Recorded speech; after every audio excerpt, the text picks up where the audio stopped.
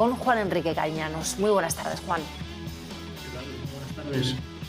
Como decíamos, vemos apertura de Wall Street en tono mixto después de 3 semanas ya de ganancias. Vamos a ver qué tal le va a la bolsa norteamericana esta semana. Y en el punto de mira, Twitter, esa compañía disparada un 22% en los primeros compases de sesión tras conocerse pues que Elon Musk se convierte en el máximo accionista de la red social. ¿Qué te ha parecido el movimiento de Elon Musk? ¿Qué estaría buscando y hasta dónde puede llegar esa cotización de la red social?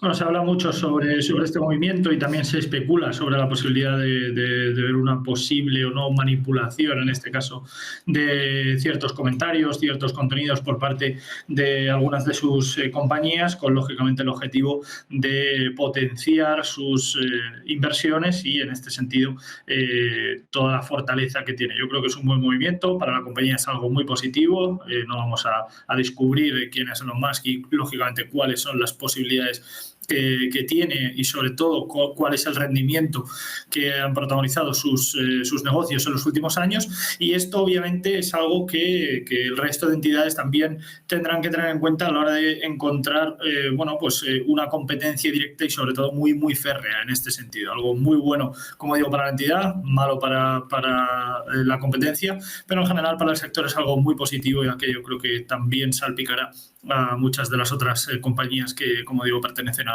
este sector. Twitter también tenemos en el punto de mira, ya fuera del mercado de renta variable, tenemos en el punto de mira los bonos, a esa curva de tipos ante la posible inversión de los rendimientos también entre los bonos a 2 años y los bonos a 10 años. Sí que es cierto que veíamos el pasado viernes cómo se invertía la curva momentáneamente. Mi pregunta es un poco si, teniendo en cuenta el movimiento que vimos el viernes, podríamos tratarlo como ese pronóstico que históricamente se ha cumplido, que nos dice que una recesión podría llegar en torno a 6, 24 meses, es decir, en torno a 2 años, en los próximos 2 años. Y también, por seguir un poco en esa línea, ¿cómo podría o qué mensajes podría darnos la Reserva Federal en esas actas que vamos a conocer el próximo miércoles? Y, por ejemplo, tendríamos que estar pendientes ante posibles mensajes sobre la reducción del balance, Juan. Sí, es una situación, ya lo hemos comentado también semanas atrás, como vamos viendo cómo en este sentido la curva en cuanto a la parte de los bonos sigue reflejando todos los movimientos importantes, sobre todo en ese corto plazo, todos esos rendimientos que hemos conocido, tanto en el caso del bono, por ejemplo, a 10 años, en el caso del bono a 2 años, también en el alemán a 10 años, vamos viendo esa volatilidad que también está impregnada dentro de estos movimientos y, obviamente, una situación que puede ser algo complicada de digerir y, sobre todo, de gestionar con esa volatilidad, ya que hablamos y seguimos hablando de renta fija. No es algo que sea muy común, que veamos volatilidad importante en el bono a 10 años y que lo normal es que haya cierto estancamiento en estos movimientos, pero la situación actual es propicia también a que veamos estos movimientos y, por supuesto, tanto la Reserva Federal como el Banco Central Europeo deberían seguir ya no haciendo comentarios al respecto, sino tomando medidas adicionales, no las esperadas. Yo creo que nos encontramos en un momento en el que hay medidas que se tenían que haber tomado hace ya tiempo, que se siguen teniendo que tomar a día de hoy, pero necesitamos, en este caso, esas medidas para no encontrar una situación complicada con los próximos 4 o 5 años. No hablamos de una recesión a 2 años, no hablamos de una situación en la que un sector fuerte, importante, se vea mermado o se vea perjudicado por la situación actual. La crisis que tenemos a día de hoy es una crisis de deuda y una crisis de deuda tiene un impacto total en la mayoría de los sectores. Digo mayoría porque hay sectores que se verán no beneficiados de esta situación, pero sí que se desmarcarán de este escenario. Pero aún así vemos como tanto el Banco Central Europeo como la Reserva Federal siguen sin tomar medidas.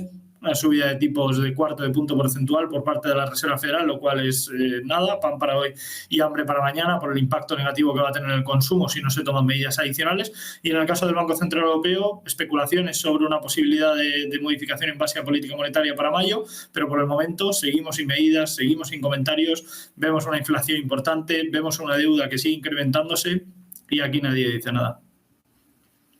Dentro de esas perspectivas económicas destacan hoy, Juan, los mensajes que nos da Jamie Dimon, el CEO de JP Morgan. Identifica pues las tres fuerzas, tres elementos o vientos de cola que van a afectar a la economía. Habla de, de esa pandemia de coronavirus, de la alta inflación, de la invasión de Ucrania y de la crisis humanitaria resultante, ¿no?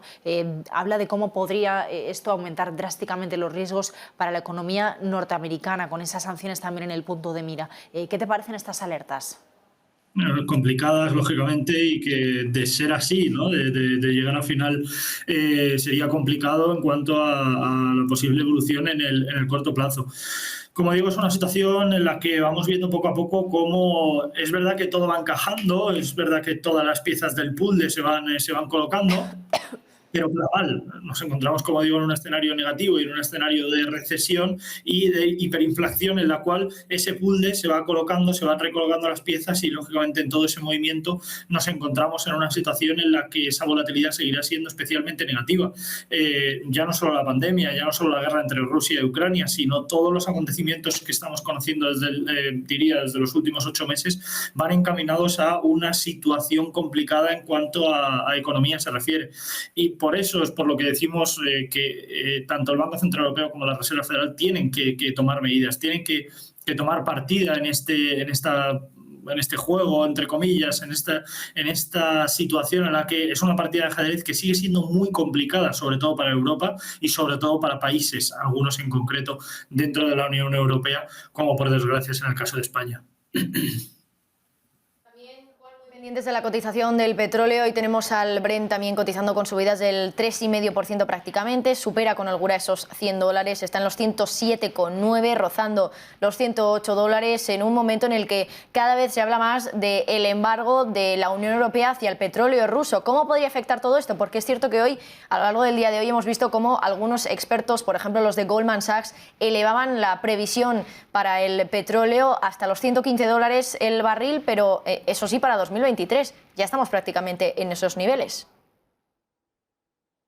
Estamos prácticamente en esos niveles, sino que los hemos visto recientemente. Quiero decir, no hay que olvidar que el precio del Brent llegó a cotizar a principios del mes de marzo en el entorno de los $130-131 por barril. Por lo tanto, yo creo que una noticia sobre un precio objetivo de 115, cuando ya estaba cotizando hace apenas un mes en 130, bajo mi parecer bastante poco sentido, pero es verdad que las estimaciones en cuanto al posible crecimiento tanto del Brent como del WTI creo que siguen estando en línea con lo esperado. También lo comentábamos semanas atrás, como esas posibilidades de ver un crecimiento mayor en el precio del Brent seguían estando ahí y seguirán estando ahí siempre y cuando la guerra entre Rusia y Ucrania siga su curso, siga avanzando y no se llega a un acuerdo en este sentido. Al final nos encontraremos en una situación en la que el precio del petróleo, lógicamente, no hay ninguna razón ni tiene ningún argumento para ver caídas en el corto plazo. Seguirá habiendo volatilidad como la que hemos visto, de 130 caer a 90 y pico,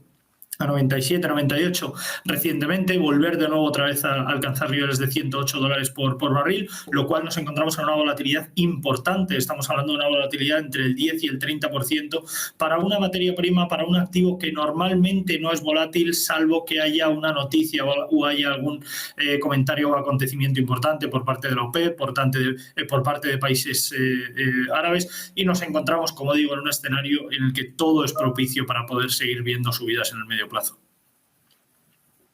Pues nos quedamos con ese análisis. Vamos a ver si llegan o no llegan esas sanciones contra las materias primas, las exportaciones energéticas de Rusia. Juan Enrique, como siempre, gracias.